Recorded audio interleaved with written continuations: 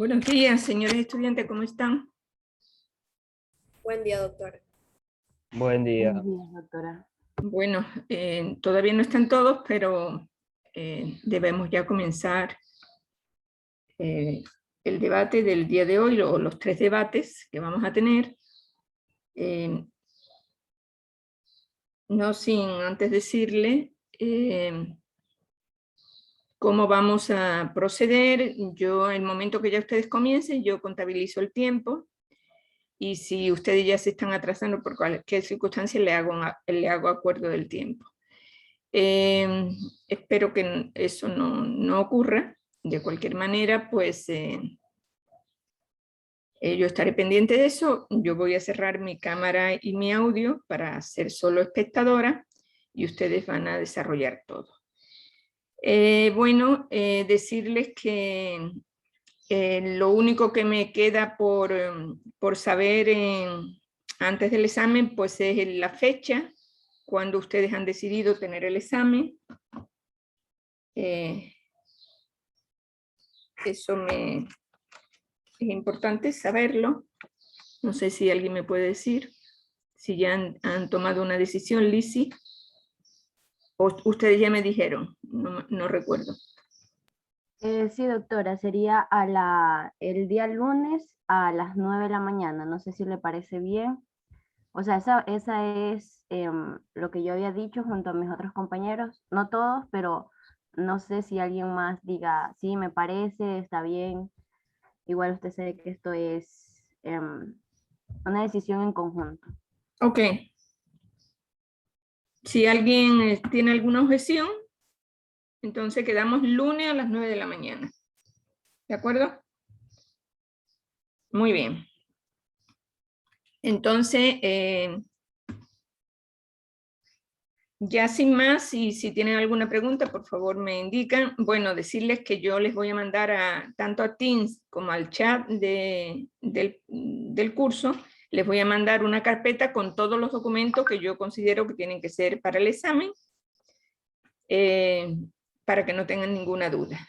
Entonces, solo lo que les pediría que lo lean al menos 2 veces, aunque el examen es al libro abierto, pero de todas maneras pues tienen que leerlo para saber dónde, si tienen alguna duda, dónde buscar. Entonces eso es lo que les diría. Y también que esta tarde o un poco más tarde, cuando ya termine el debate, yo les voy a subir el último deber que queda, que es un deber individual sobre una pequeña investigación sobre medicina tradicional o también alternativa, que hayan tenido ustedes experiencia o en su familia o ustedes como una experiencia propia, o también si han visitado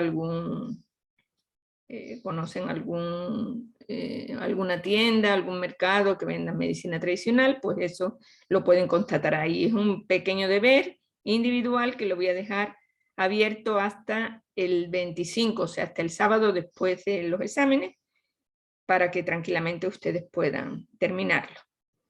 ¿Ok? Bueno, señores, entonces, sin más, comenzamos el debate. Primer grupo, adelante.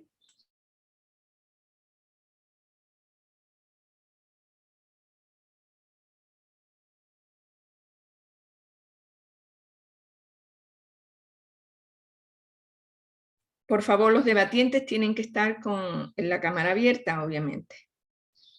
Cada grupo con su cámara abierta. Y audio, obviamente.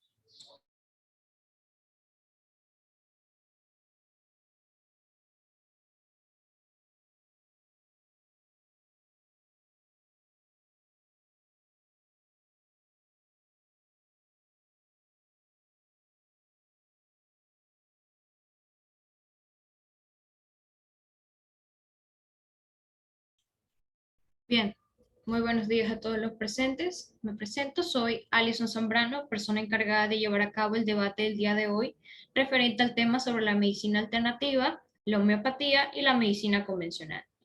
Antes de dar inicio a los argumentos, es importante tener en cuenta las siguientes reglas que se llevarán a cabo en el foro.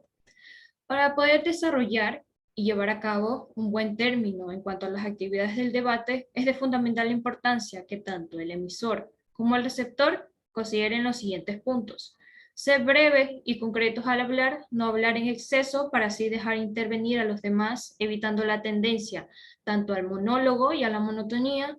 Evitar gritos para acallar al interlocutor, de tal caso se dará mi intervención. Acompañar las críticas con propuestas, articular correctamente los sonidos empleando un tono de voz adecuado a la situación concreta de entonación y al contenido del mensaje, en tal caso como lo sería la interrogación, exclamación, sonidos indicativos de fin de enunciación, pausas, entre otras. Se recomienda no salir del tema planteado y respetar el tiempo de preguntas de cada participante. A continuación, daré a conocer a los siguientes expositores por parte del grupo de la medicina alterna o a favor. Tenemos a David Licoa, Andrés Bañol, Jennifer Palacios y Eric Cedeño. Y por parte del grupo en contra o a favor de la medicina convencional, tenemos a Andrea Intriago, Daniela Salazar y Melanie Farías. Antes de anunciar las ponencias y los temas que se van a demostrar el día de hoy, se tiene que demostrar netamente la validez de los argumentos de tanto de la parte y contraparte mediante temas a exponer de manera argumentativa. Y cabe recalcar que cada grupo, tanto a favor y en contra, tendrá un tiempo de 8 minutos. A continuación, comenzaremos con el primer tema propuesto como beneficios de la homeopatía por parte del compañero David Licoa. Buenas tardes, primeramente.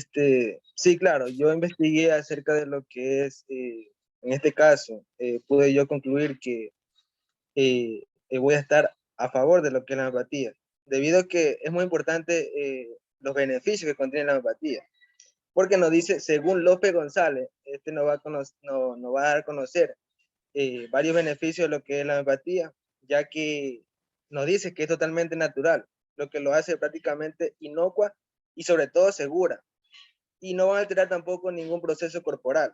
Esto de una u otra manera es muy beneficioso.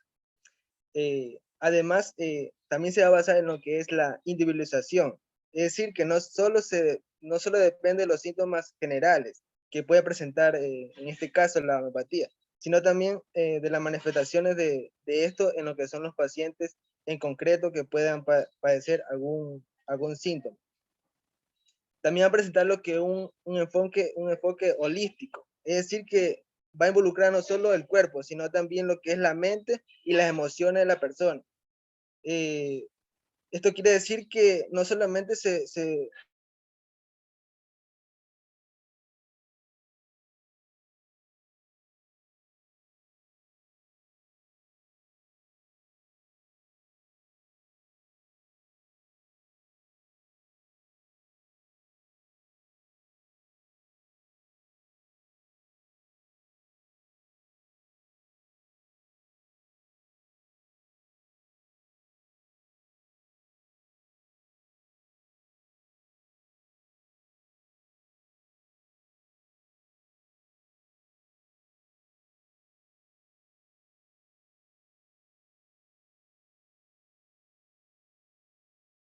Bien, continuando como siguiente tema, como del grupo a favor, tenemos a la homeopatía y los riesgos de lo que vendría siendo la medicina convencional. A continuación, el compañero Andrés Bañol.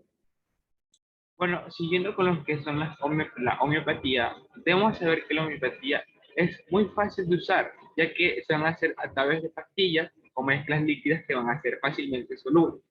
Estas van a contener una pequeña cantidad de un ingrediente, ya sea una planta o un mineral, que va a tratar la enfermedad muy fácil. En cambio, si nos damos cuenta que la medicina convencional son muy populares y van a opacar a la homeopatía, haciendo que esta no sea tan popular. Pero ¿por qué esto se da? Porque, bueno, la medicina convencional es por recomendación, por opinión propia, porque le cayó bien alguna molestia que sufría, o incluso hoy en día son propagadas por medios de comunicación. Además, porque la gente busca estos productos. Los buscas también porque van a ser de una vía oral y no van a ser sometidos a una investigación de favorabilidad, sino los riesgos que van a producir, los riesgos indeseables. Estos laboratorios producen y promocionan con un buen resultado en múltiples enfermedades, sin tener algunos controles científicos que aprueben esto. Al contrario, no ponen lo que son los efectos colaterales negativos. Otra cosa que quería recalcar, un segundo, doctor. Ahí sí. Otra cosa que quería recalcar era que algunos cirujanos recomiendan dejar el uso de estos medicamentos naturales. ¿Por qué? Porque estos interfieren al momento de una coagulación antes de operar. Y aún así se han encontrado casos de sangrados postoperatorios, aún no explicados. Pero esto es ¿por qué? Porque se tomó algún medicamento natural o se le olvidó o simplemente no creyó la justificación necesaria que provocaron los trastornos de coagulación de la sangre como una simple vitamina o naturalmente un ajo. Gracias.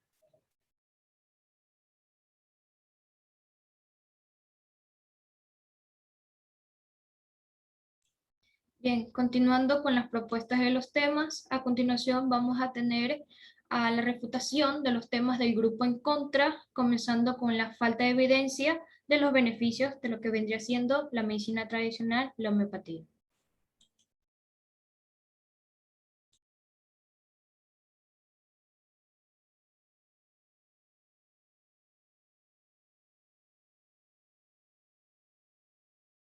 Por parte de la compañera Andrea Intriago. Bueno, aclarando lo que dicen mis compañeros sobre la homeopatía, creer en los principios relacionados con la homeopatía es algo ilógico. Debemos creer todo lo que propone nuestro médico, ya que está basado en una buena ciencia. Bueno, en la investigación de British Medical Journal, él concluye que analizando evidencias científicas de más de 3.000 tratamientos convencionales, tenemos unos porcentajes del 11% que los tratamientos son beneficiosos con casi toda su totalidad. También tenemos el 24% que tiene probabilidades muy elevadas a ser beneficiosos. Tenemos el 7% que aporta beneficios, pero un poco también de riesgo. Y tenemos el 5% que tiene muy pocas probabilidades que sea beneficioso.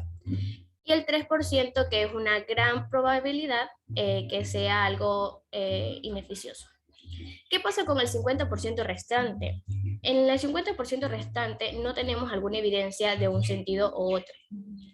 Bien, si bien es cierto, cualquier tratamiento que debe ser respaldado por una prueba científica, obviamente, como medicamentos, cirugía, dispositivos médicos, fisioterapias, ejercicio físico, dieta y sobre todo cambiar un estilo de vida.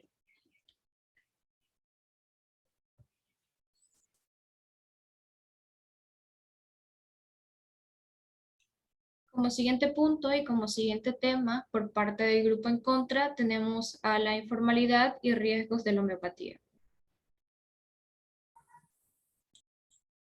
Respecto a los riesgos en la práctica de la homeopatía, autores como Posadsky, Alotaibi y Ernst afirman que aunque la mayoría de los remedios homeopáticos se encuentran muy diluidos, aún así se han informado en efectos adversos directos, como lo es el caso de 3 pacientes que usaron remedios homeopáticos y que les causaron una reacción alérgica, y para su tratamiento se tuvo que acudir a tratamientos de la medicina convencional.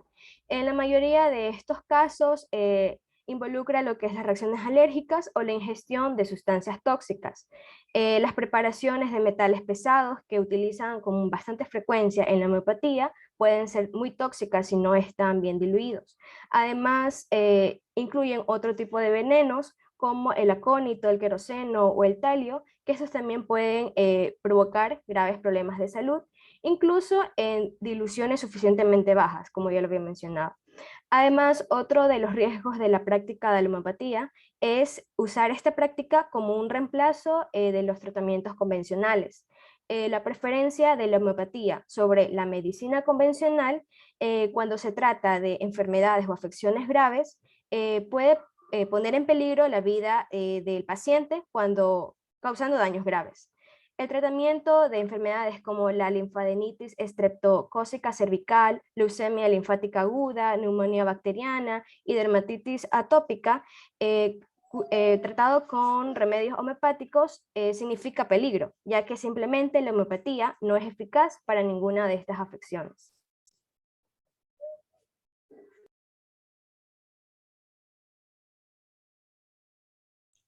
como última refutación del tema, del grupo en contra, tenemos a la medicina convencional basada en análisis por parte de Andrea Integral.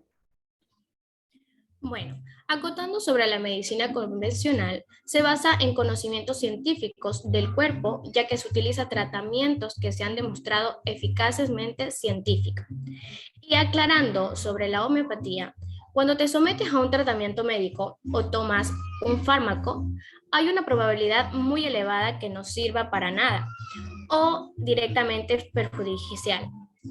Si bien es cierto, los remedios homeopáticos son el 100% placebos, ya que esto es un error pensar que los fármacos tradicionales no funcionan. También es parte por lo mismo. En muchos casos, el placebo es más importante que el principio activo, el cual se incluye como la migraña, que es un estudio, ayudar a dormir es una metaanálisis, la depresión es una metaanálisis, o como otros tratamientos también. Por supuesto, bien es cierto que la medicina convencional no se convierte en una peligrosa, pero la homeopatía tampoco es inocente, ya que la homeopatía no hace daño directamente, pero sí indirectamente, no quiere decir que sea inicua. También encierra peligros importantes. Gracias.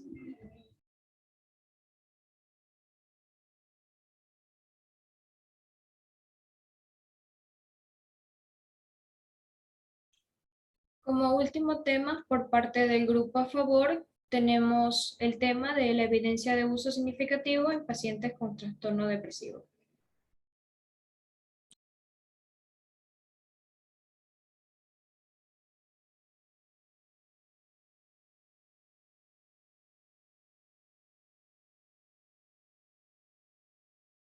Por parte del compañero David Licoa. Bueno, sí, antes que nada quisiera destacar algo, que según los escépticos nos dicen que la homeopatía más se centra en lo que es el tratamiento de las enfermedades, que son leves, autolimitadas o crónicas recurrentemente y de variable intensidad. Ellos también alegan que no se encuentran anticonceptivos, anestésicos quirúrgicos y tampoco antibióticos para infecciones graves. Además, tampoco dicen que no se encuentran analgésicos potentes para lo que es el dolor severo de la composición homeopática.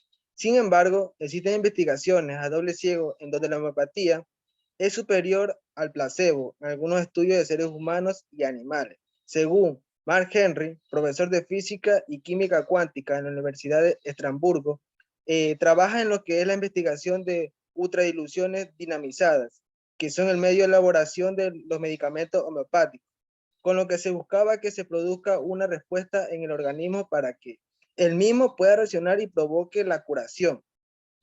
Además, ellos afirmaron que los medicamentos homeopáticos van a contener una cantidad muy pequeña de lo que es el remedio. Y eso es lo que se lleva a lo que son los escépticos a asegurar que de una forma muy burlona los medicamentos homeopáticos no pueden funcionar. Según ellos dicen que es solamente agua, pero con los conocimientos científicos de lo que se disponía hasta ahora, es imposible dar credibilidad a lo que se evidencia la clínica y la mejoría de los pacientes que mostraba en ese entonces. Entonces, podemos decir que los medicamentos homeopáticos sí van a funcionar. Por lo tanto, estoy a favor de lo que es la medicina homeopática.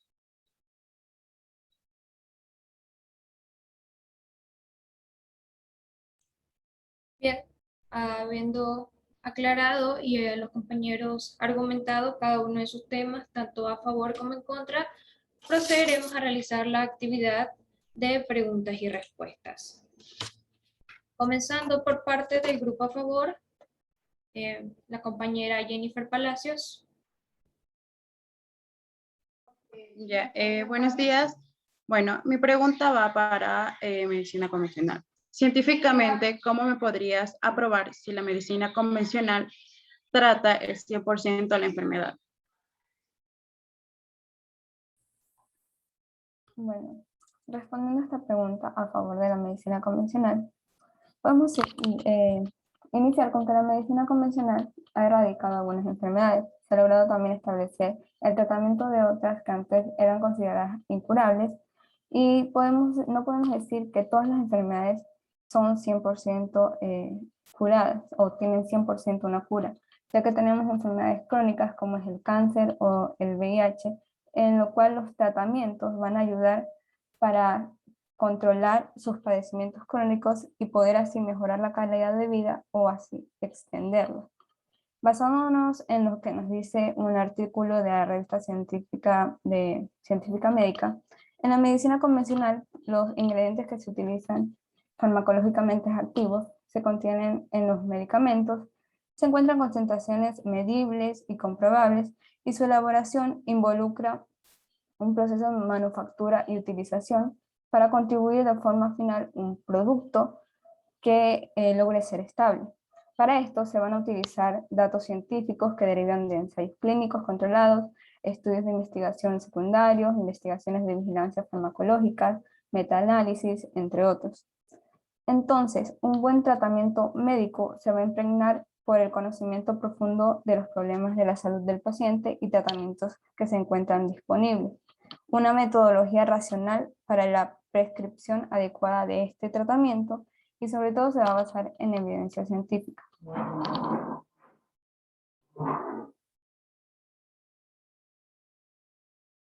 ¿Existe alguna u otra pregunta? Realizarla a continuación. No, ninguna. Listo. Como segunda pregunta, tenemos también nuevamente a la compañera Jennifer Palacios por parte del grupo a favor. Ya. Bueno, ahora siguiente otra pregunta, que al igual va para medicina convencional. ¿Cómo me podrían asegurar de que la medicina convencional no solo va a aliviar el dolor momentáneamente?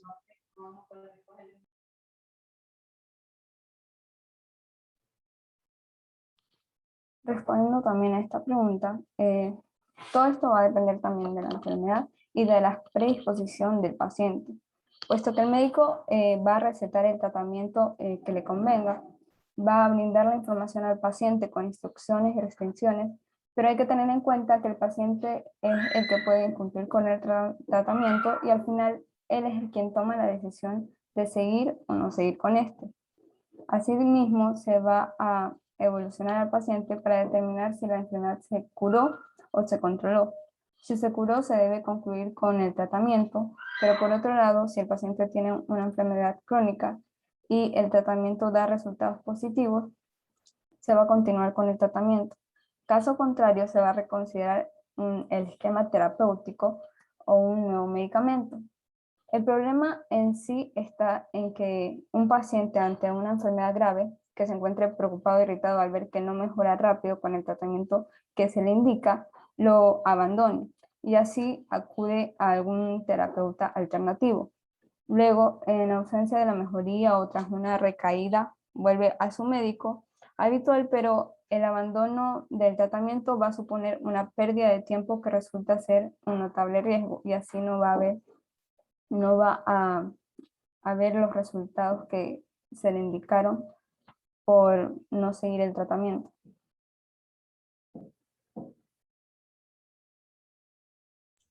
Pueden observar que no existe ninguna contrarrespuesta por parte del grupo a favor. Continuamos con la tercera pregunta por parte del compañero Eri Cedeño. Bueno, con respecto a mi pregunta, ¿consideras que los medicamentos relacionados con la medicina convencional a largo plazo resultan ser buenos para nuestra salud? De acuerdo al Ministerio de Salud de Perú, en el año 2012, ellos afirman que sí, que el consumo a largo plazo de estos medicamentos convencionales sí puede ser perjudicial para la salud. La ingesta de estos medicamentos en dosis inadecuadas, además de un tiempo muy prolongado y sin un control médico, claro que sí va a agravar el estado de salud de los pacientes. Tal es el ejemplo del uso inadecuado de analgésicos, también de antipiréticos, que estos pueden dañar de forma irreversible ciertos órganos importantes de nuestro cuerpo, como lo es el hígado o los riñones. Por tal razón, aquí yo considero que es importante que el médico profesional como entidad es quien es el capaz de administrar un tratamiento, en este caso de medicamentos de la medicina convencional, pero estos bajo receta y con las cantidades, horarios y también los tiempos de forma específica. Esto, bueno, de acuerdo a la enfermedad que el paciente esté padeciendo, por lo que es importante no recurrir a la automedicación y por lo tanto seguir al pie de la letra las indicaciones que da el médico, ya que una inadecuada dosificación de estos medicamentos puede prolongar el tiempo de enfermedad del paciente, incluso convertirla en una enfermedad crónica. Gracias.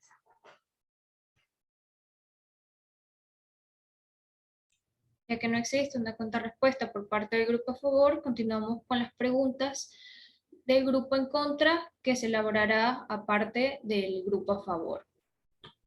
Como primer punto, como primera pregunta, tenemos a la compañera Melanie Farías, por parte del grupo en contra. Mi pregunta hacia el grupo a favor de la homeopatía sería, ¿cómo me puedes demostrar que la homeopatía no se trata únicamente de un efecto placebo? Ya, la homeopatía no es diferente a otros placebos. Bueno, el efecto que tiene el placebo de la homeopatía no se limita solamente a lo que son pastillas. Aquí tenemos que recalcar algo, que la experiencia de una consulta homeopática es muy diferente a la consulta de una convencional. Las consultas homeopáticas son por lo regularmente más largas, pueden durar incluso hasta 1 hora, porque esta va a ir más allá de una conversación fría solamente de síntomas. La homeopatía, esta se preocupa por tu vida, por tus hábitos y por tu nivel de estrés. Está demostrado que este proceso tiene beneficios clínicos concretos. El que sea un efecto placebo no lo va a hacer menos real.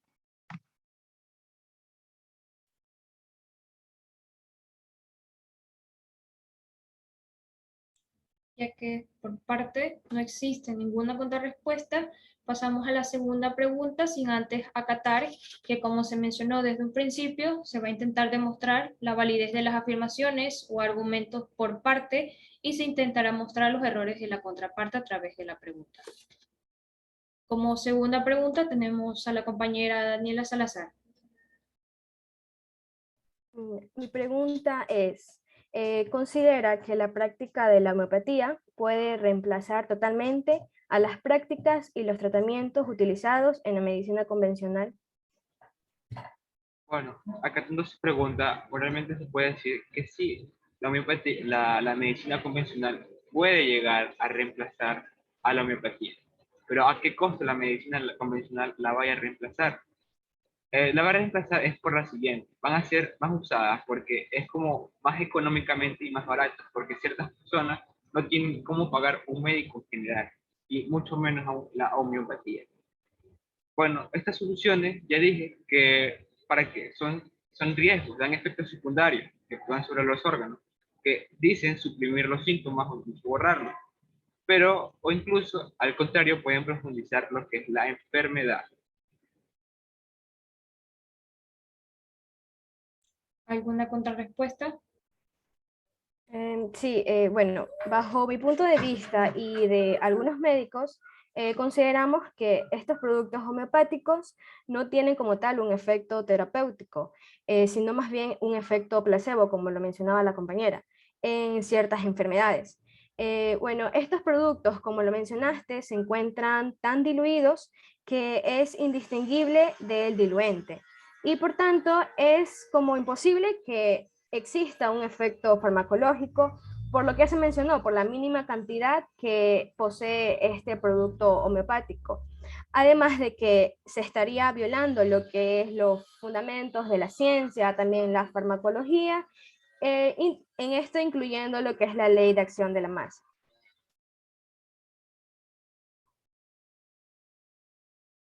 ¿Alguna otra aclaración por el otro grupo?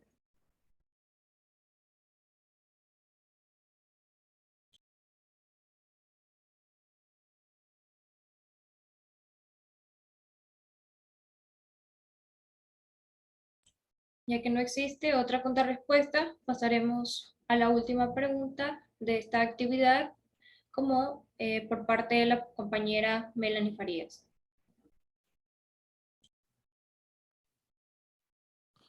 La última pregunta vendría a ser, ¿en base a qué evidencia científica se puede corroborar la eficacia de la homeopatía?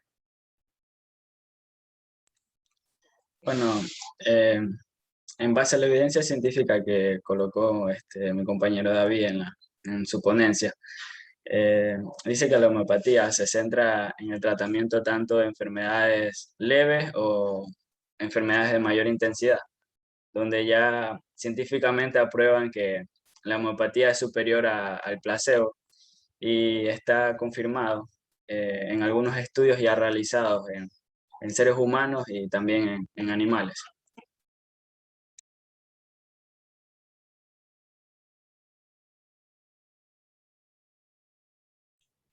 Bien, ya que ya se llevaron a cabo tanto las ponencias como las preguntas, la actividad de las preguntas, tanto por parte del grupo en contra como del grupo a favor, se procederá a realizar una conclusión, la cual se llevó a cabo de que finalmente esta experiencia, este debate nos plantea que netamente la necesidad de definir adecuadamente los términos de medicina tanto tradicional, alternativa y complementaria, y establecer una estrategia sanitaria, cambiando lo que vendría siendo el enfoque de la medicina alternativa por la medicina complementaria, ¿no?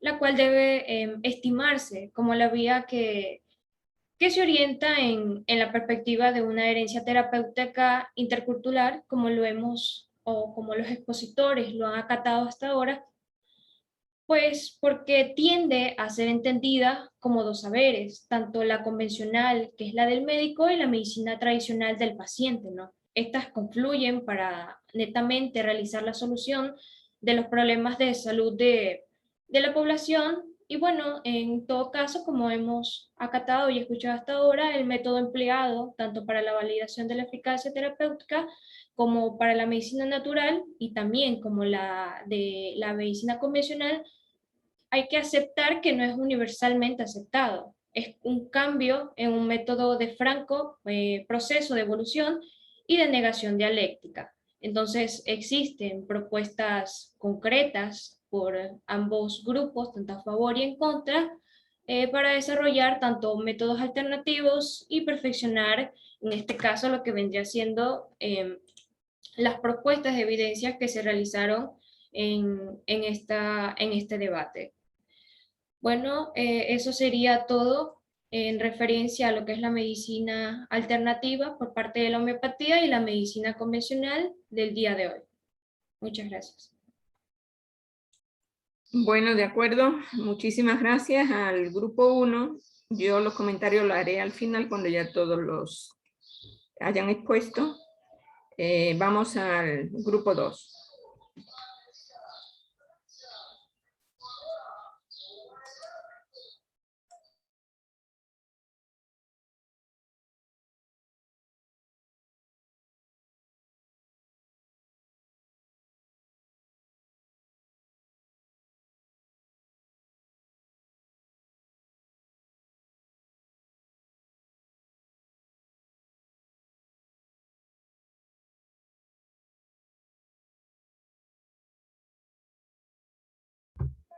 Bien, buenos días, doctora, compañeros.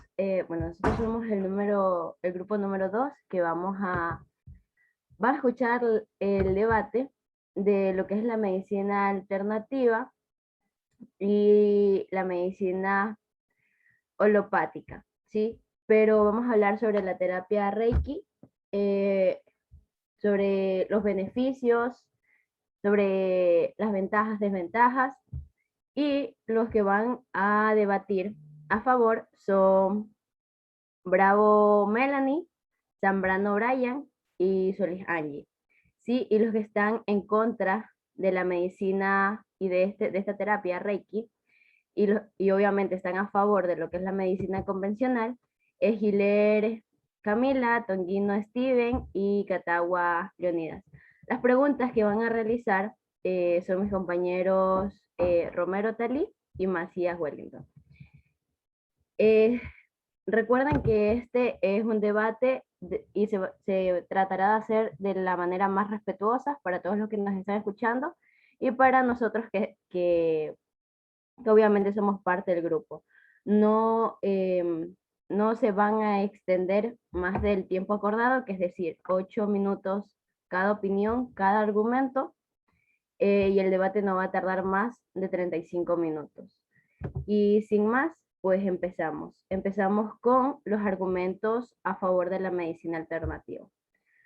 Puede empezar, compañero. A ver, en este caso, al hablar de la terapia Reiki, consideramos que esta, por lo que es la Organización Mundial de la Salud, es una disciplina complementaria a la medicina. Este proceso de sanación fue redescubierto en el siglo XIX por Mikao Usai, a quien se le considera el sensei o maestro de esta milenaria técnica de curación. En una revista de salud y bienestar, una periodista llamada Inma Alonso indica que Reiki es procedente de Japón y que es un arte de curación ancestral que define la fuerza vital interna del ser humano. De hecho, su nombre procede de las palabras Rei, energía universal, y Ki, energía vital. Por lo tanto, la técnica en sí consiste en la transmisión de energía vital a través de la imposición de manos, que se utiliza para obtener paz y equilibrio en todos los niveles, tanto físico, mental, emocional y espiritual. Es así que varios trabajos de investigación sobre las distintas terapias energéticas han mostrado que Reiki realmente produce lo que es la reducción de la ansiedad, la tensión muscular, el dolor, acelera la cicatrización y proporciona bienestar. Además dice que durante lo que son varias enfermedades da beneficios y después de lo que son las intervenciones, el pre y postoperatorio, es así como esta terapia ha llegado a considerarse importante dentro de lo que es la medicina, e incluso existen pioneros como el doctor Francisco Bonser, quien afirma que los propios pacientes de los hospitales son aquellos que piden que se implementen estas sesiones porque experimentan tanto alivio y mejoras en sus enfermedades. Por lo tanto, el Reiki se caracteriza por ser una terapia que carece de daños secundarios debido a que desde su inicio potencia la capacidad autocurativa del paciente. No perjudica en ningún caso, ya que induce un estado de armonía y bienestar.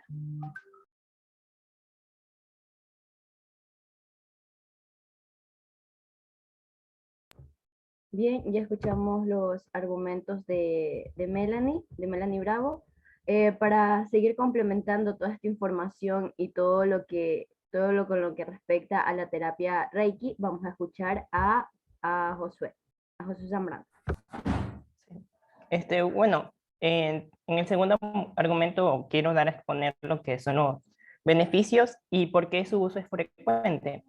Hay que tener en cuenta que, como lo menciona Struck 2020, esta técnica japonesa tiene diferentes aplicaciones y usos, como es el caso de reducir el estrés, sirve para la relajación y que también promueve la curación.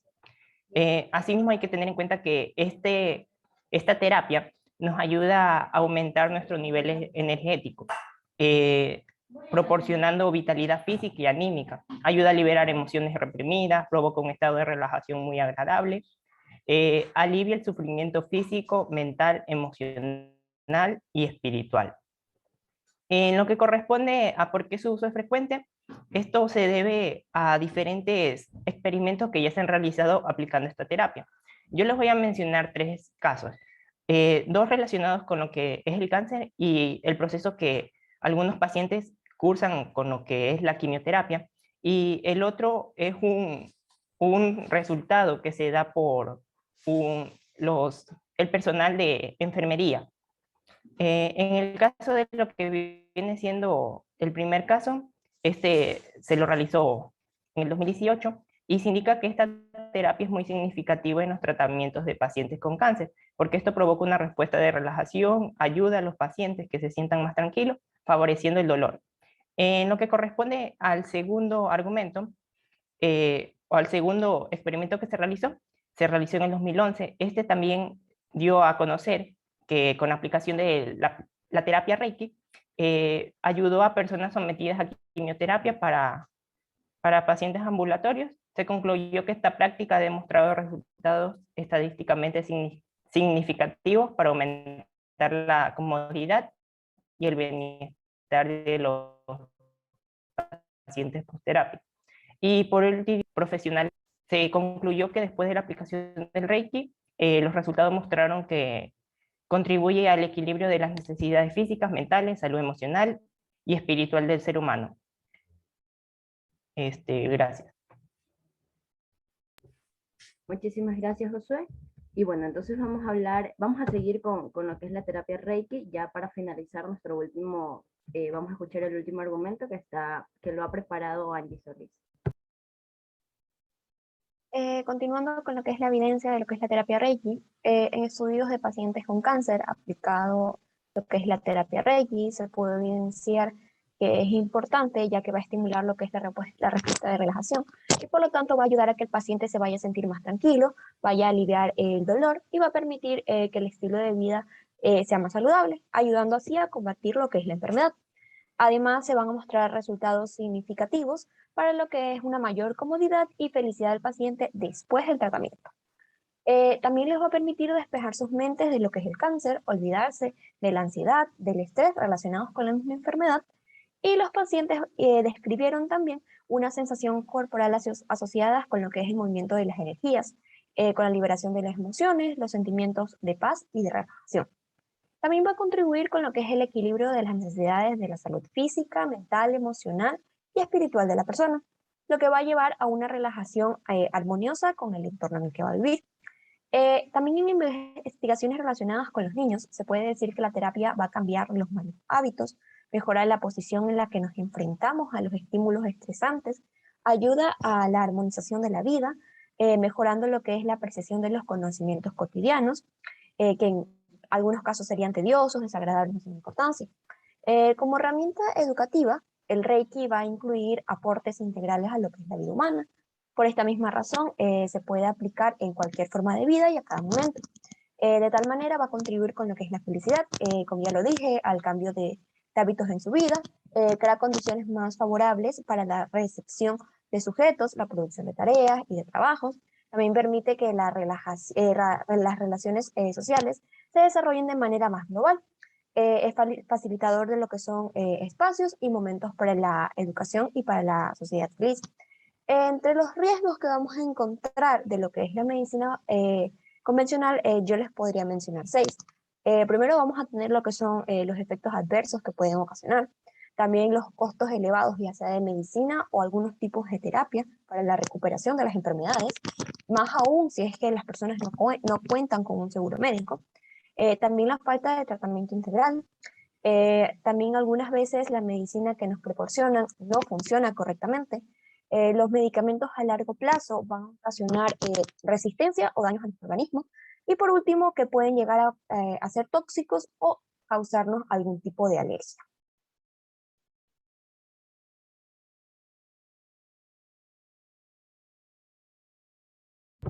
Ahora bien, ya una vez escuchado los argumentos que teníamos a favor de esta terapia, ahora vamos a escuchar los argumentos que están en contra. Camila Giler. Buenos días, compañeros. Mencionando mi postura en contra de lo que respecta a la terapia Reiki y a favor de lo que es la medicina convencional, alopática u occidental, puedo comenzar diciendo que esta medicina alopática es un sistema conocido por el cual los médicos y otros profesionales de la atención de la salud, donde entran lo que son los enfermeros, farmacéuticos, otros terapeutas, tratan los síntomas y las enfermedades por medio de medicamentos, de la radiación o lo que es la cirugía. Esta medicina occidental considera como primario lo que es la enfermedad, es decir, que la enfermedad es lo principal y va a basar lo que es su atención en el tratamiento con medicamentos. Desde este enfoque, podemos decir que siempre se ha considerado a los tradicionalistas, en este caso serían las medicinas alternativas, como métodos empíricos que no utilizan el método científico en lo que es su aplicabilidad. Esta medicina alopática se va a basar fundamentalmente en tratar enfermedades a través de drogas que actúen por el mecanismo de los opuestos, o de lo contrario. Esto quiere decir, por ejemplo, si tenemos una gripe, se va a suministrar un antigripal. Si tenemos fiebre, se va a recetar un antifebril. Y si hay inflamación, se va a medicar con lo que es un antiinflamatorio. Esta medicina oficial va a basar su tratamiento principalmente en la dolencia, es decir, se va a fijar en la dolencia que aqueja al paciente, enfocándose más en lo que es la enfermedad y no tanto en lo que es el enfermo.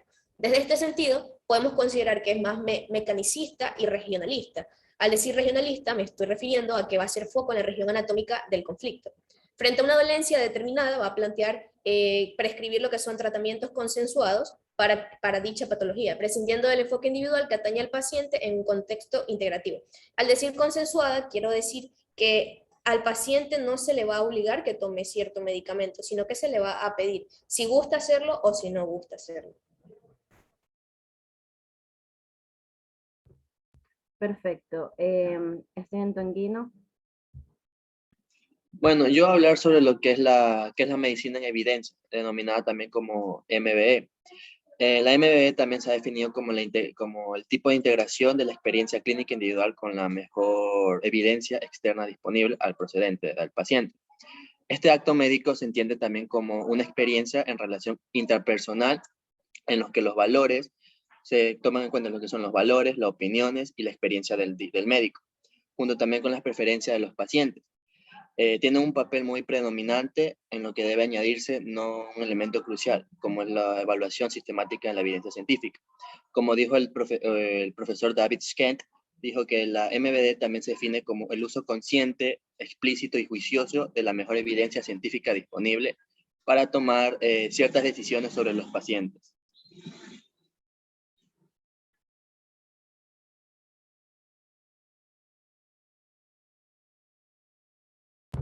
Muchísimas gracias. Por último, el argumento de Leonidas Alcibar. Buenos días. Ahora me encargaré de refutar lo que viene siendo la terapia Reiki a partir de la falta de evidencia científica, tanto de sus bases, principios y los resultados que conlleva la práctica de este tipo de terapia.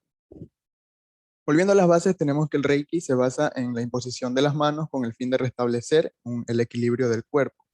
La premisa se basa en que el cuerpo consta con una especie de campo energético que si se desequilibra va a provocar enfermedades.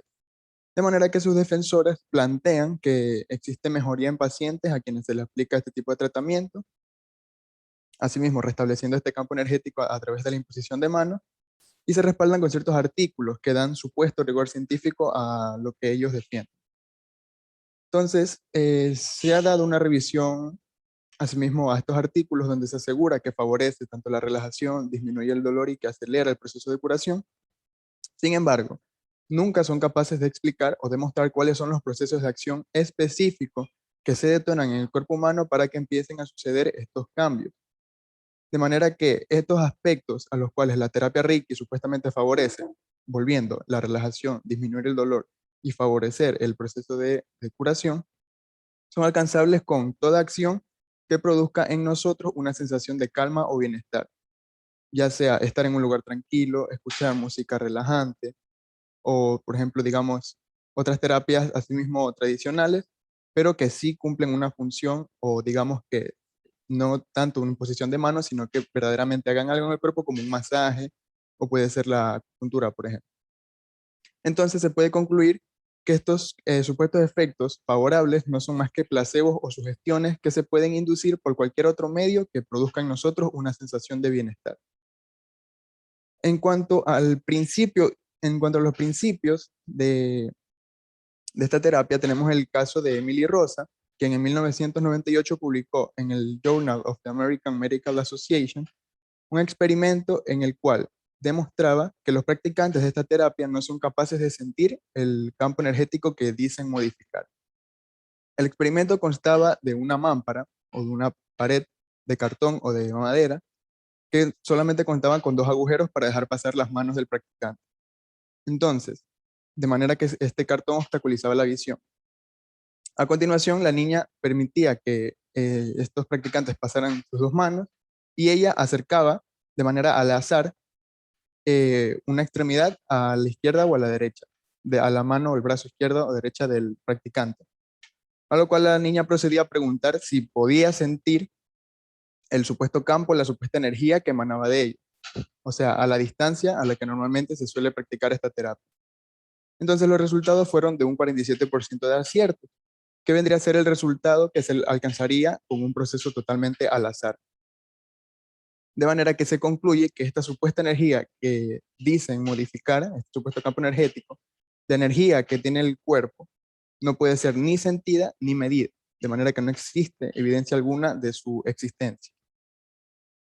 Asimismo, tenemos científicos como los de la Asociación Americana contra el Cáncer, el Instituto del Cáncer de Reino Unido o una revisión publicada en la revista de Conrange Database of Systematic Reviews en 2015, por ejemplo, los cuales han demostrado que no han sido capaces asimismo de demostrar que exista dicho poder sanador al solo colocar las manos sobre el paciente. Ese sería mi argumento. Perfecto. Muchísimas gracias a cada uno de los chicos que ya dieron su argumento. Todos han sido muy válidos. Me parece que es lo más correcto. Han sido muy concretos a la hora de dar el mismo, ¿no? Entonces vamos a continuar el debate con las preguntas que se van a realizar a cada uno de los chicos que ya han dado su argumento. Es decir, va a haber preguntas a favor y en contra para Melanie, para Josué y para cada uno de los chicos que ya dieron sus argumentos. Del grupo en contra para el grupo a favor, Wellington Macías es quien va a realizar las preguntas. Ya, ok. Para el grupo a favor de la terapia Reiki, se mencionaba que en este proceso de sanación fue descubierto entre los años del siglo XIX. Entonces, para ello, ¿qué bases se tienen para poder decir que esta terapia complementaria no ha quedado obsoleta en comparación a la medicina que aplicamos hoy en día? Ya que esta terapia se está basando en argumentos de hace aproximadamente unos 200 años. De acuerdo a la pregunta realizada por mi compañero, lo que se puede decir es que esta terapia prácticamente no ha quedado obsoleta. Incluso en lo que respecta al 13 de mayo del año 2015, la práctica Reiki es reconocida por la Organización Mundial de la Salud como saludable y beneficiosa para el bienestar general. Es así que llega a ser un método que se incluye en el campo de todas las prácticas terapéuticas recomendadas por la Organización Mundial de la Salud. De igual manera, como se mencionó en uno de los argumentos anteriores, también estas terapias, los doctores mencionan que los mismos pacientes son aquellas que piden que se implementen en los que son los procesos de recuperación o durante tratamiento de ciertas enfermedades. Es así que también llegan a existir diferentes organizaciones, incluso encontramos una fundación y la Asociación de Terapeutas de Reiki de Cataluña, que son aquellas personas que se dedican a proporcionar estas terapias de forma gratuita y de manera voluntaria a las personas que realmente los deseen. Es así que igual esta terapia, por lo tanto, no ha quedado obsoleta, ya que también hay varias personas que desde su punto de vista consideran que irse por un método natural para recuperación es lo mejor, ya que en lo que es la terapia convencional, estos muchas veces vienen a desgastar más de lo que vendría a ser el físico de la persona o pueden causar más problemas a largo plazo. Gracias.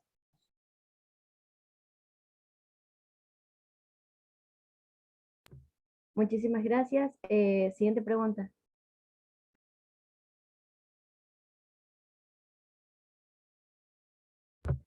Sí, del grupo a favor para el grupo en contra, Dalí Romero. Ya.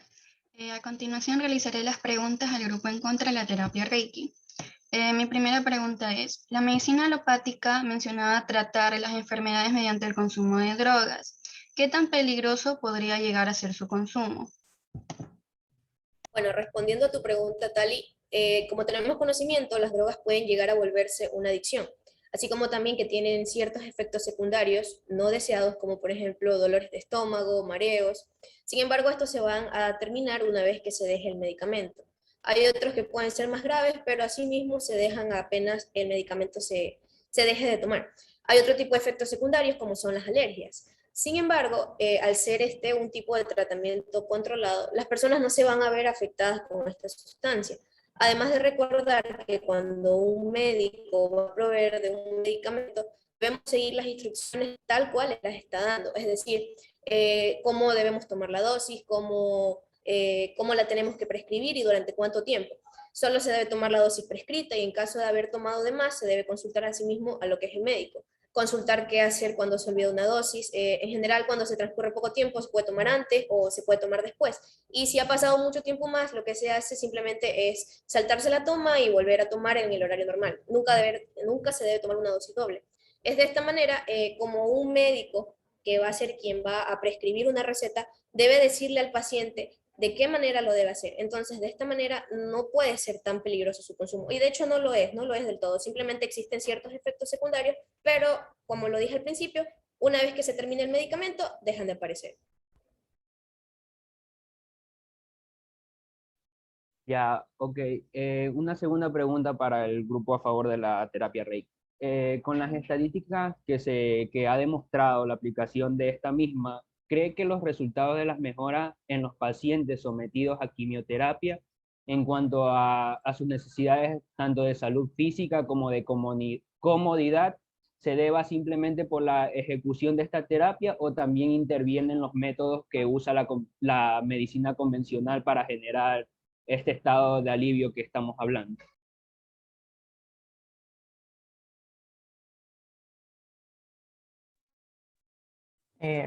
Bueno, de acuerdo a la pregunta que ha mencionado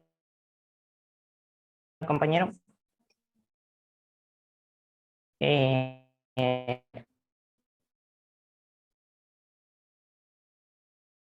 de acuerdo a lo que tiene que tener en cuenta que tratando de este proceso de la quimioterapia, también hay que tener en cuenta que hay que resaltar aquí es que hay una relación entre las emociones con nuestra salud, tanto física como mental, porque esto suele potenciar lo que es la salud física como mental, y así mismo como al revés, las emociones negativas suelen disminuirlo.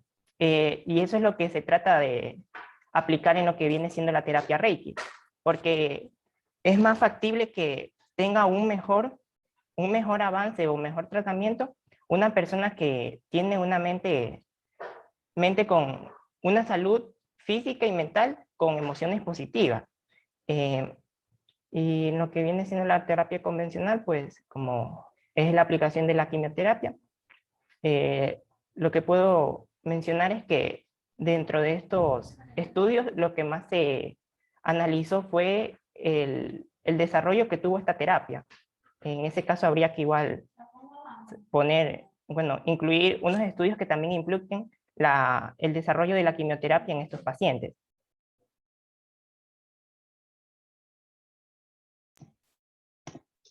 Ya, mi segunda pregunta para el grupo en contra es la siguiente.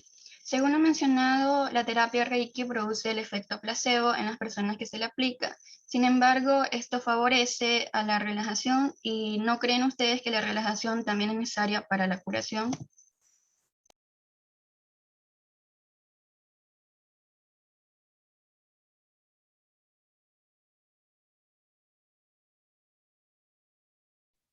Bueno, si la relajación es necesaria para la curación, en efecto, tenemos, por ejemplo, que normalmente el cuerpo se encarga de sanar heridas, principalmente cuando estamos dormidos. Pero este efecto, estado de relajación, no es algo que le podamos atribuir concretamente a la terapia Reiki.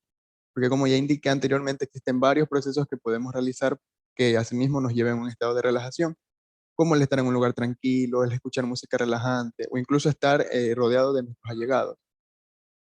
Entonces, hay procesos que permiten alcanzar ese estado de relajación. Ya puede ser tanto por acciones reales, como puede ser, por ejemplo, un masaje, como puede ser sentarse digamos, en algún lugar cómodo, o puede ser por mero efecto placebo, que vendría a ser este caso, en el caso concreto de la terapia Reiki. Sin embargo, el problema es ese, el que se le atribuya concretamente a la terapia Reiki un efecto que en realidad no es sustentable, o sea, no es respaldable por esta mera terapia. Porque sí, si bien en la terapia Reiki no no provoca efectos secundarios es precisamente por esto, porque tiene tan bajo impacto, o sea, en realidad no hace nada que ni provoca estos efectos secundarios. Entonces es por ello la ponencia en contra. Ya, ok, como una última pregunta para el grupo a favor.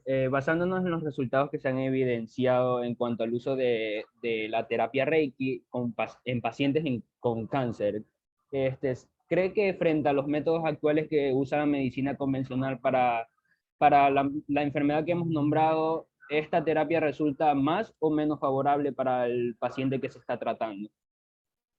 Resulta más favorable, puesto que la medicina convencional para algunas enfermedades, o especialmente en este caso para el cáncer, resulta muy agresiva con sus tratamientos, especialmente lo que es la quimioterapia y la radioterapia, dejando así lo que son efectos secundarios. Entonces, lo que va a hacer la terapia Reiki es que esos efectos secundarios se vean más aliviados. Entonces va a ser como que un complemento. Basándonos también, como ya dije, en las investigaciones, sí resulta favorable, y no solamente con enfermedades como el cáncer, sino con diversas enfermedades y hasta incluso en niños, puesto que, como ya lo dije, la terapia lo que va a hacer es aliviar los efectos que deja, que deja, en este caso, la quimioterapia o la radioterapia en cuanto a pacientes con cáncer. Entonces, sí, sí es favorable.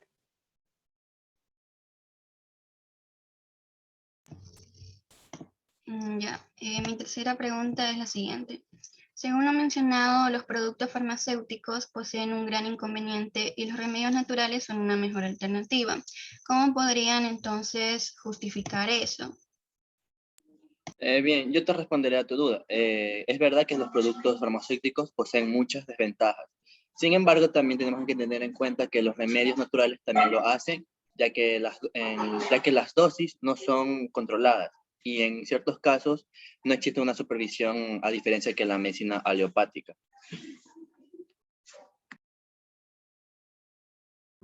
Muchísimas gracias a cada uno de los chicos que dieron sus argumentos, respondieron a cada una de las dudas que las personas que estaban haciendo las preguntas, obvio, tenían, ¿no? Sus argumentos fueron totalmente válidos. No sé, bueno, luego la doctora nos ha de hacer los comentarios. Sin embargo, a mí me pareció un debate realmente equitativo, respetó los tiempos y sus argumentos fueron totalmente válidos. Sin embargo, me gustaría concluir con que muchas de las medicinas alternativas complementarias demostraron que, combinadas con la medicina alopática, mejorarán las experiencias de curación y reducen los efectos adversos en la relación de tratamientos convencionales con químicos solos, al tener aval universitario y respaldo de la legislación vigente. Una persona que puede optar por realizar un tratamiento alternativo o complementario prescindiendo de la consulta holopática. Además de esto, lógicamente, el profesional actuante en estos casos debe tener la suficiente formación académica y una suficiente visión general de este maravilloso arte que es el de curar, para saber sobre las limitaciones de su propio tratamiento. Algo más es que la medicina alopática no debe ser omniponente, ni tampoco lo que es la medicina alternativa complementaria. No obstante, a estos argumentos existen patologías donde hay que tener y atender al paciente con un cuidado muy especial, dado que no todo lo complementario puede curar. Es decir, el cáncer, la diabetes, el insulino dependiente, etcétera, y otros tipos de patologías, ¿no? En patologías severas conviene tener una combinación de ambas medicinas, ya que una trata lo que es la terapia Reiki. Si pudieron darse cuenta, si pudieron escuchar con atención, la terapia Reiki no solamente se enfocaba en el dolor de la persona, el dolor físico, sino que también lo espiritual, ¿sí? Y es algo muy importante que cabe resaltar entre esa medicina y estos otros tipos de terapias, tratamientos, que no solamente se enfoca en lo que es el estado físico del paciente, sino que se enfoca bastante en lo que es la salud mental y la salud espiritual de cada uno de ellos. ¿sí? Y bueno, eso ha sido todo. Me parece que no hay ninguna acotación más de parte del grupo y bueno, este fue el debate del grupo número 2. Muchísimas gracias. Bueno, muchas gracias al grupo 2 y vamos al tercer grupo, la medicina, el biomagnetismo.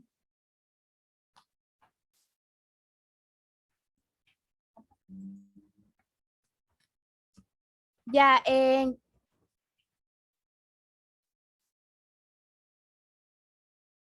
cambiar tu forma de pensar no significa que has fracasado, sino que has evolucionado. Kelly Parralis, 2013. Buenos días, doctora, compañeros presentes. Nosotros somos el grupo 3 con el tema de biomagnetismo y medicina convencional.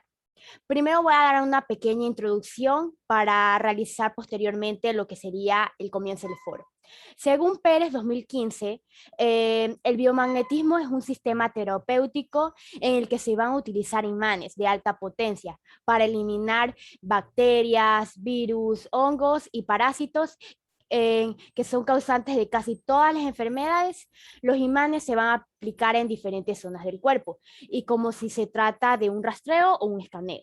También, de acuerdo con el Instituto de Cáncer, vamos a señalar la medicina convencional como un sistema por el cual los médicos y otros profesionales de la atención de la salud, como enfermeros, farmacéuticos y terapeutas, tratan los síntomas y las enfermedades por medio de medicamentos, radiación o cirugía. Ya. A continuación, yo les voy a explicar las reglas que va a tener el foro. Como primer punto en el debate se va a presentar 3 potencias a favor del biomagnetismo y 3 potencias a favor de la medicina convencional, mismas que deben de durar en un transcurso de 9 minutos. Cada potencia debe durar en 1 minuto y medio. Ponencias. Como segundo punto vamos a tener la formulación de 6 preguntas, 3 para cada grupo. En ella se debe de tener una respuesta clara y concreta, y si existe la posibilidad de una contrarrespuesta, se la puede hacer. Este es un tiempo estimado que para el debate de las preguntas de 18 minutos. Es muy importante recalcar que cada intervención que se haga deben de mencionar su nombre y apellido. Para concluir, tenemos que mencionar cuál es el grupo a favor de la medicina convencional, que son Nasli Romero, María Cedeño y Danila Ruiz. Y el grupo a favor de la medicina convencional va a ser Nayeli Merchan, Eduarda Rodríguez, Anderson Vélez y Carol Quimis.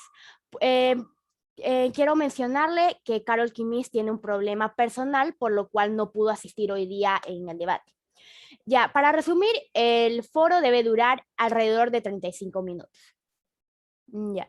A continuación se van a mencionar las 3 ponencias a favor del biomagnetismo. Compañeras. Buenos días, mi nombre es Nesli Romero y les voy a hablar sobre el beneficio del biomagnetismo enfocándose para eliminar los virus, bacterias, etc. Citando al doctor Goins en 1988, nuestro organismo, como todo ser vivo, activo, dinámico, está permanentemente alterando estados de equilibrio y desequilibrio de forma continua en nuestro cuerpo. Es así como se establecen zonas con predominancia de carga magnética positiva o acumulaciones de hidrogeniones o ácido, y zonas en las que hay predominancia de cargas negativas o acumulaciones de oxidrilos o alcalinas, en las cuales forman un terreno con tendencia ácida o básica adecuada para cada tipo de microorganismo, los cuales nos ayudan a educar nuestro sistema inmune. Los virus y los hongos necesitan un pH ligeramente más ácido correspondiente a la polaridad positiva, mientras que las bacterias y los parásitos necesitan un medio más alcalino que corresponde a la polaridad negativa. ¿Qué es lo que hace la técnica del biomagnetismo? Esta elimina de forma efectiva las zonas de distorsión magnética positiva ácida y negativa alcalina, que sostiene a cada patógeno o toxina, extrayéndola hasta encontrarse y neutralizarse, regresando el pH a nuestro valor neutro fisiológico de 7.3, que es el que normalmente debería tener nuestro cuerpo.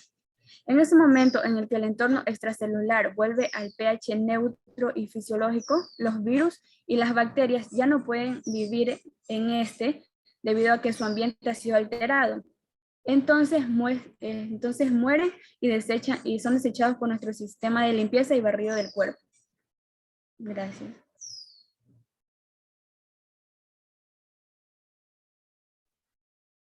Buenos días, mi nombre es María Cedeño y les voy a hablar sobre las evidencias del uso positivo del biomagnetismo en Ecuador con respecto a la gastritis.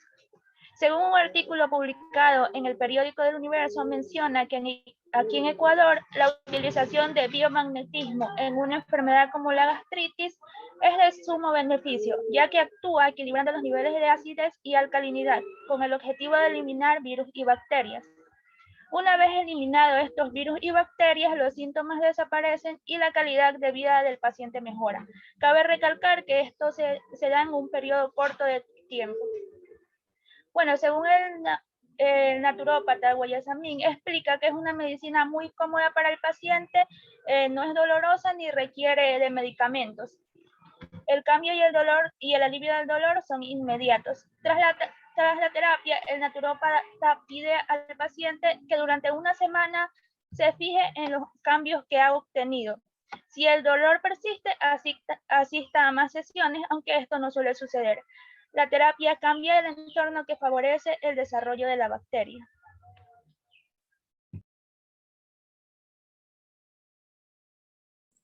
Bueno, nuevamente soy Neslia Romero, les voy a hablar sobre los riesgos de la medicina convencional. Citando al doctor Allende en el 2014, cabe mencionar que además la medicina convencional también trae consigo riesgos, como los medicamentos químicos implementados en la medicina convencional, que están comprobados que, claro, curan rápidamente algún malestar o enfermedad, pero afectan a largo plazo el organismo del hombre, ya que son más agresivos. Por ejemplo, podemos tomar el diclofenaco, que ayuda a desinflamar, pero al mismo tiempo va afectando el riñón. Entonces, dígame, ¿de qué nos sirve curarnos si después tendremos otro tipo de enfermedad aún más peligrosa? Además, encontramos varios riesgos relacionados en torno a la mala comunicación entre el médico y el paciente, como factor importante que afecta el buen uso del proceso de atención médica. En ellos encontramos el tratamiento innecesario que tienen poca probabilidad de beneficios, por ejemplo, el uso de antibióticos en infecciones de probable vía viral, no utilizar o demostrar un servicio o tratamiento potencialmente adecuado, lo que trae consigo complicaciones como muertes prematuras y altos costos. Por ejemplo, no dar profilaxis antiinfluencia a los diabéticos. También encontramos errores en el diagnóstico por diferentes diagnósticos que estos demoran o atrasan una oportuna conducta o tratamiento y causan eventos adversos. Los errores de diagnóstico se asocian proporcionalmente a una mayor morbilidad que otros tipos de errores médicos. Gracias. Gracias por su intervención. Vamos a continuar ahora con las tres ponencias a favor de la medicina convencional, por ende, en contra a lo que es el biomagnetismo.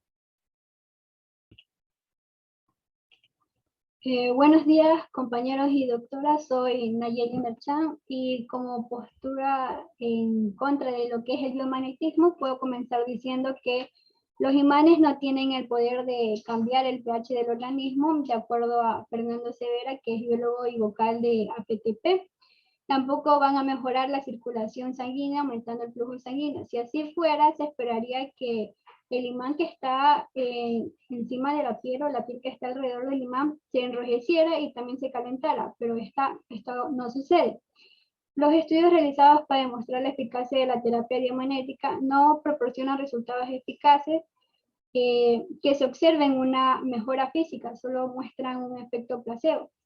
Selenic 2017 nos dice que hay muchas afirmaciones clínicas y anecdóticas de un beneficio terapéutico con poca ciencia que lo respalde. En la actualidad se han realizado varios estudios que demuestran que el biomagnetismo no tiene ningún efecto en el organismo, no es curativo ni tampoco perjudicial, como un estudio que se realizó sobre la rentabilidad de los campos electromagnéticos pulsados en comparación con la atención médica estándar en un tratamiento de fracturas agudas a nivel de lo que es el escafoide. Este estudio concluyó que la terapia del biomagnetismo no puede ser considerado como un tratamiento para curar o mejorar lo que es el estado de las fracturas agudas del escafoide. También hay otro estudio que prueba la eficacia de las pulseras magnéticas para reducir el dolor y la rigidez de las personas que tienen osteoartritis, perdón. Y también concluyeron que las pulseras magnéticas no pueden controlar el dolor y la rigidez y la función física de lo que es la osteoartritis.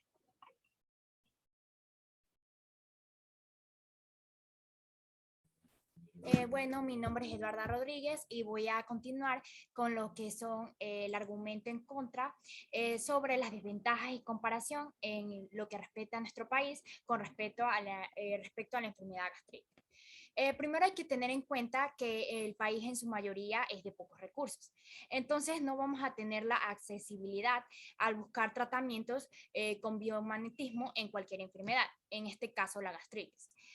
Según el neurópata Gustavo Guayasamín, en lo que respecta al año 2013, en Guayaquil, cada diagnóstico y terapia, incluido lo que es el baño de vapor, la desensitización iónica, va a equivaler a un valor de $80.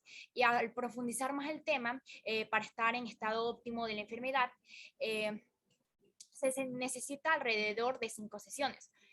Por lo tanto, al multiplicar las 5 sesiones con lo que respecta al valor de la terapia, se va a gastar aproximadamente $400, que corresponde al salario básico del país, Ecuador, siendo perjudicial, vale la redundancia, en familias con escasos recursos. Es por ello que es mejor optar por la medicina convencional que brinda antibióticos y antiácidos para la enfermedad, además de que es recomendado por especialistas en un precio más conveniente. Gracias. Bueno, y para finalizar, lo que es el riesgo de lo que es el biomagnetismo, de acuerdo al doctor Isaac Goiz Durán, 2021, que es perteneciente del Centro del Biomagnetismo Medicinal aquí en Ecuador. Los efectos secundarios que pueden ocasionar por la práctica de esta terapia son dolor, picor, ardor, en casos extremos una gripe o un cuadro respiratorio o diarrea. Y nos explica que esto es porque el organismo está eliminando toxinas.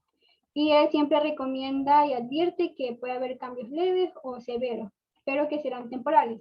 Sin embargo, como se mencionó anteriormente, hay estudios que concluyen que las terapias del biomagnetismo no tienen ningún efecto curativo ni perjudicial, solo un efecto placebo. Entonces, el riesgo está en que la salud del paciente que se someten a estas terapias dejan a un lado los tratamientos que son recomendados por profesionales sanitarios, debido a que muchos de los que practican lo que es el biomagnetismo afirman que pueden curar todo tipo de enfermedades, o sea, desde una infección hasta pueden curar el cáncer o el SIDA.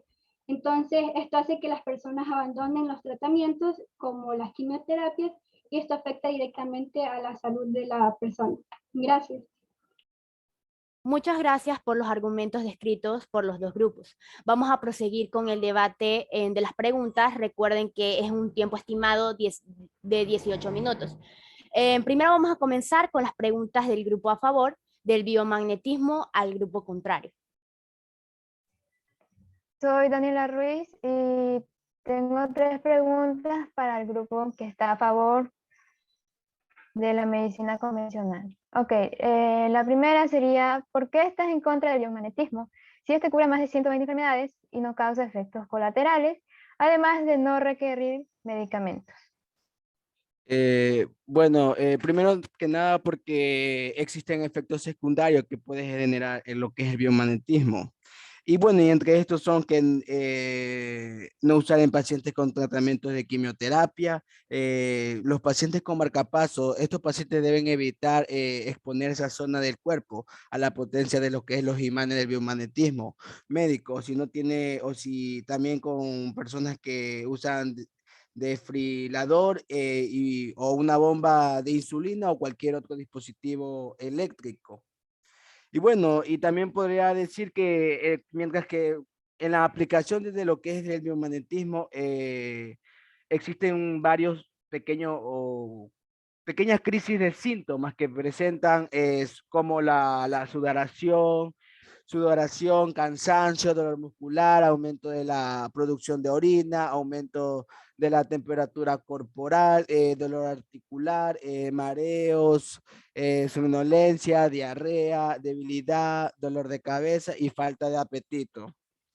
Y bueno, y también como otras contradicciones que tiene lo que es el biomagnetismo, también son lo que es que afectan, como ya mencioné, como en los tratamientos de quimioterapia, radioterapia, en el uso de marcapasos, en aparatos electromagnéticos y también durante el embarazo. En contrarrespuesta a mi compañero y manteniendo la postura, en cuanto a la pregunta que acabo de realizar, estamos hablando de los efectos secundarios que hay y existen en las personas que sí pueden hacer uso de esta terapia, más no las que no pueden realizarla.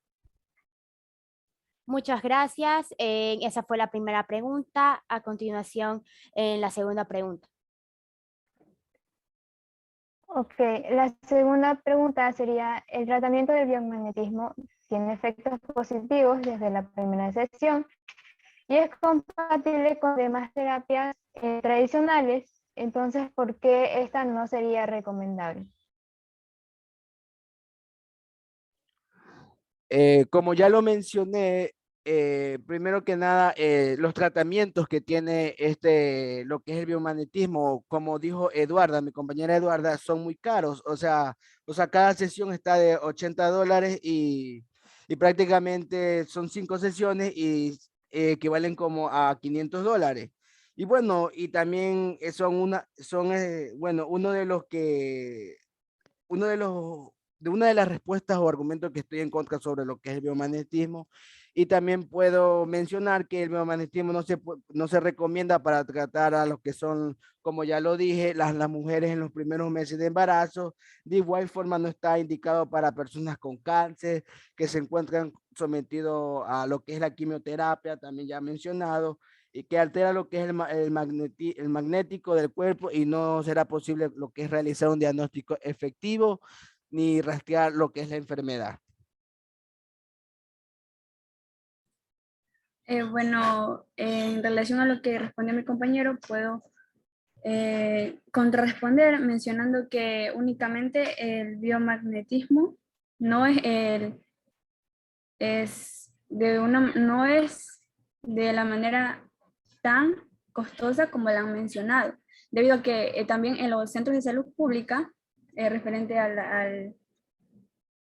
la medicina convencional, no se encuentran muchos bien adecuados y esto por ende envían a las personas a realizarse exámenes o radiografías en otros lugares apartados y estos ya no serían gratis, esto ya sale del bolsillo de la persona y en muchos casos son de un costo muy elevado.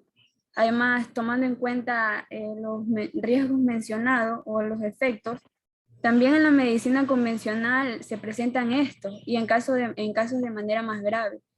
Como ejemplo podemos tomar, como ya mencionaste, las quimioterapias, en el cual cada una de estas sesiones tiene efectos como la fatiga o sentirse cansado durante casi todo el día, durante casi todo el tiempo. Dolores de cabeza como muscular,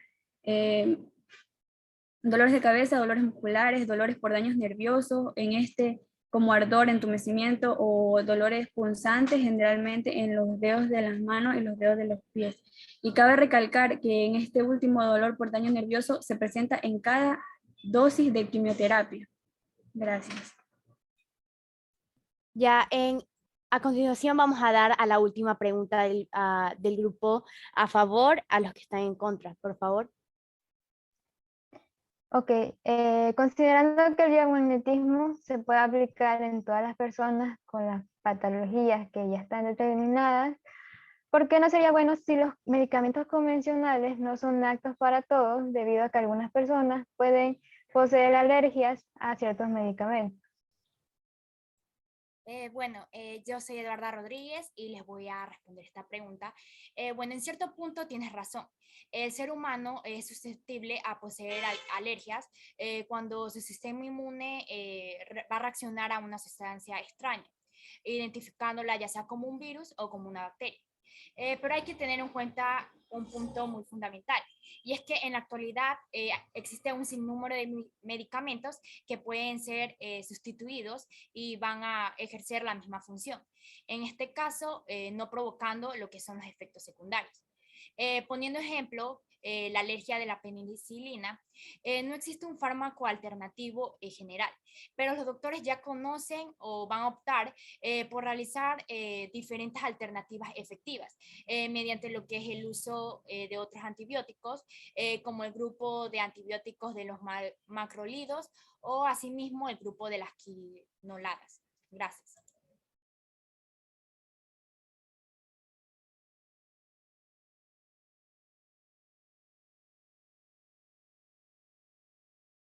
Ya a continuación vamos a dar paso al otro grupo para que pueda realizar sus preguntas al grupo contrario.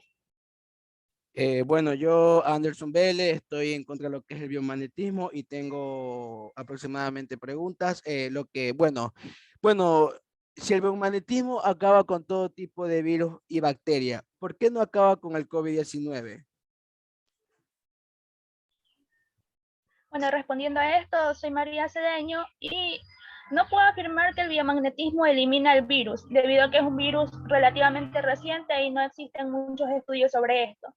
Sin embargo, se le atribuye mucho al biomagnetismo la capacidad de tratar las secuelas del COVID-19 y a mejorar rápidamente desde la primera sesión. De acuerdo a varios casos clínicos, se le atribuye a esta medicina alternativa la capacidad de recuperar la normalidad funcional del organismo. Según José Luis Badrena, que es un naturópata, la terapia de biomagnetismo permitirá recuperar el sentido del gusto y el sentido del olfato en muy poco tiempo y de una manera completamente natural.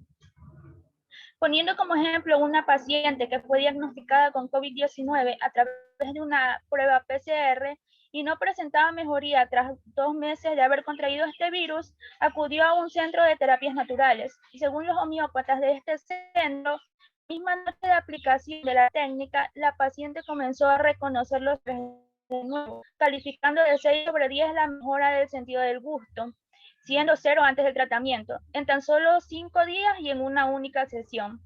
El sentido del olfato también mejoró, calificándolo en un 5 sobre 10 en el mismo periodo, así como las molestias de la garganta y las congestiones. Muchas gracias, María. ¿Existe alguna contrarrespuesta a esta pregunta o pasamos a la siguiente? Soy Eduarda Rodríguez y tengo un contraargumento respuesta a esta pregunta. La pregunta en sí no se basa si el biomagnetismo puede curar algunos síntomas de lo que es esta enfermedad. En este caso, como lo mencionó mi compañera, recuperar los sentidos, sino que la pregunta más bien se basa en que si esta terapia elimina en su totalidad virus y bacterias, ¿por qué no lo hace con el virus SARS-CoV-2? No hay evidencias científicas e incluso la Organización Mundial de la Salud no ha mencionado el uso de esta terapia como una alternativa eficaz. Gracias. Bueno, muchas gracias. Pasemos a la segunda pregunta. Otra de las preguntas es que ¿cómo yo puedo comprobar que funciona lo que es el biomagnetismo? En respuesta a la pregunta de mi compañero, hay diversos artículos que demuestran dicha efectividad, inclusive desde la primera sesión. Uno de estos artículos se encuentra publicado por la revista de Medicina Militar con el nombre de Magnoterapia, su aplicación en la medicina, donde nos indica porcentajes de personas que han probado esta técnica y la efectividad de la misma. Este artículo se encuentra en una fuente confiable que es Cielo.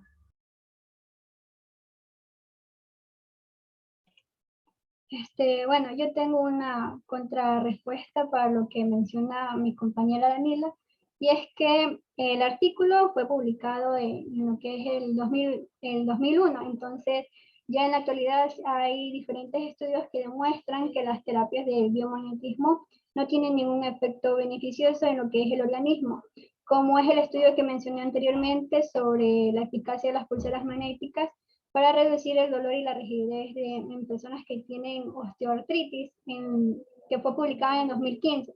Además, el artículo describe lo que es la magnetoterapia, y esta es un poco diferente a lo que es el biomagnetismo, ya que la magnetoterapia posee logros y estudios y tecnología que la sostienen, mientras que el biomagnetismo ya es parte de lo que es la medicina alternativa.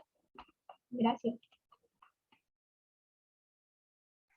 Manteniendo mi postura, de hecho, si nos centramos en que ese artículo se basa en una de las alternativas del biomagnetismo como tal, son las pulseras, hay un informe aún más reciente que es avalado por el Ministerio de Sanidad que menciona que existieron cambios en el tratamiento de dolor en las personas que sí usaron las pulseras, mientras que las que no usaron no hubo un cambio relevante. Estoy hablando de un informe que tiene como título Eficacia y seguridad de la magnoterapia estática en el tratamiento del dolor, que es un informe del 2020. Bueno, otra de las preguntas es ¿por qué estás en contra de lo que es la medicina convencional? Si al fin y al cabo el biomagnetismo es una pseudociencia incompatible en el método científico. Esta pregunta va dirigida para María Cedeño. Bueno, de hecho existen varias investigaciones de carácter científico que respaldan al biomagnetismo. Si no fuera este el caso, no sería incluida entre los que son las medicinas alternativas. Y respondiendo por qué estoy en contra de la medicina convencional, no estoy totalmente en contra, porque obviamente es la medicina que nosotros utilizamos casi todos los días. Sin embargo, creemos que estos dos tipos de medicina se pueden complementar. Y hay que tener en cuenta que la medicina convencional solamente brinda respuesta a los aspectos bioquímicos, es decir, con lo que tiene que ver con medicamentos. No obstante, estos métodos olvidan el campo biofísico, que es muy importante, en el que se incluye el magnetismo del organismo, razón por la que muchas enfermedades no se curan a la velocidad de vida o sencillamente no tienen cura conocida.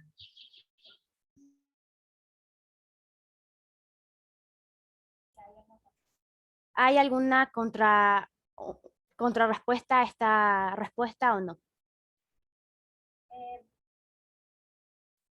Bueno, yo contradiciendo a mi compañera, solo quería mencionar a qué exactamente se quería referir la pregunta. Primero hay que tener en cuenta la principal diferencia de lo que es una ciencia y una pseudociencia.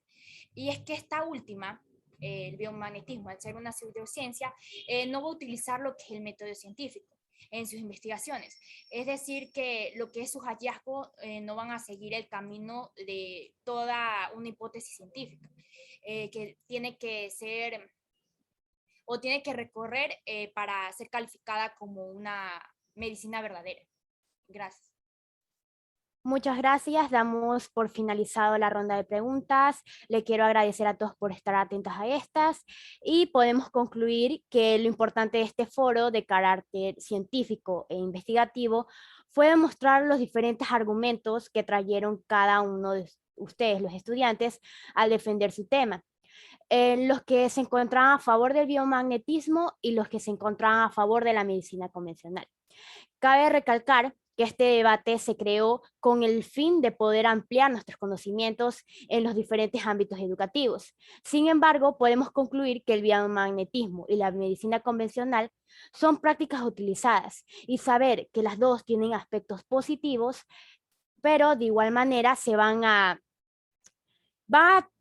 pueden complementar y también pueden poseer como sería, no sé, aspectos negativos. Y depende de cada persona elegir qué método va a ser más beneficial para su salud. Muchas gracias. Aquí concluye lo que es el grupo número 3 con tema biomagnetismo y medicina convencional. Muchas gracias. Bueno, gracias también al grupo 3 y bueno, decirles a los 3 grupos, felicitarles por el esfuerzo que han hecho en este debate. En general, pues lo han hecho muy bien. En algunos casos, pues el moderador o moderadora pues se ha mantenido neutro, imparcial, porque así tiene que ser. Un moderador pues no tiene que tomar ninguna actitud. Y quizás en algunos grupos pues he notado que han sido bastante como controlados, no ha habido espontaneidad, no ha habido dinamismo, porque se tenían las preguntas y ya las respuestas pensadas, y bueno, está bien que estén pensadas, pero también debía haber como algo dinámico y espontáneo que podía surgir en el momento de realizar las preguntas.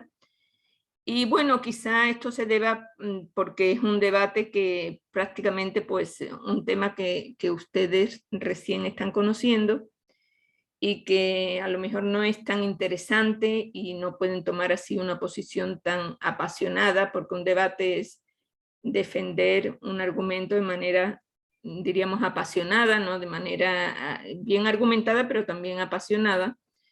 Y eso, pues, lo han hecho muy bien, pero no ha ocurrido en algunos casos por esas circunstancias.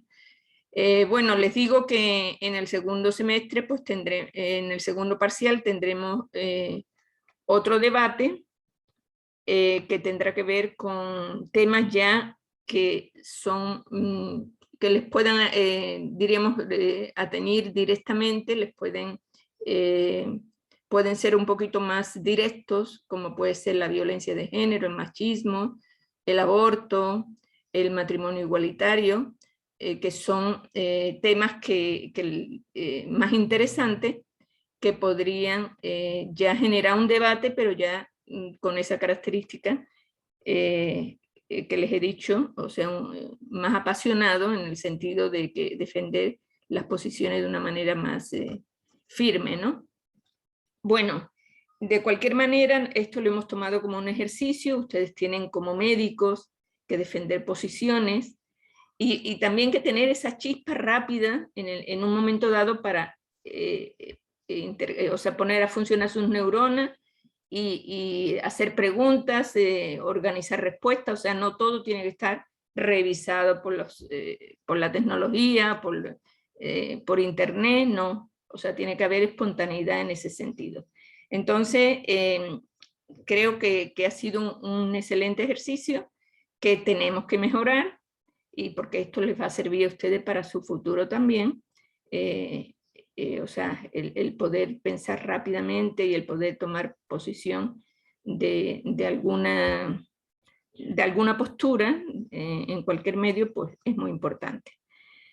Bueno, señores, reitero mi felicitación y ya solo nos queda, pues yo voy a subir esa tarea individual, que es una cosa muy pequeñita, que tienen ustedes ya, como les dije, para hacerlo hasta el sábado 25, me parece. Entonces, y simplemente pues yo les voy a mandar ya toda la documentación para que puedan preparar su examen. Yo les recomiendo que den un par de leídas a los textos, que son muy cortitos, ustedes no van a tardar más de 1 hora, entonces, para que después sepan correctamente qué contestar. Muy bien, señores, ha sido un gusto y finalizamos la clase y el debate. Felicitaciones a todos. Muchísimas gracias, doctora. Bueno.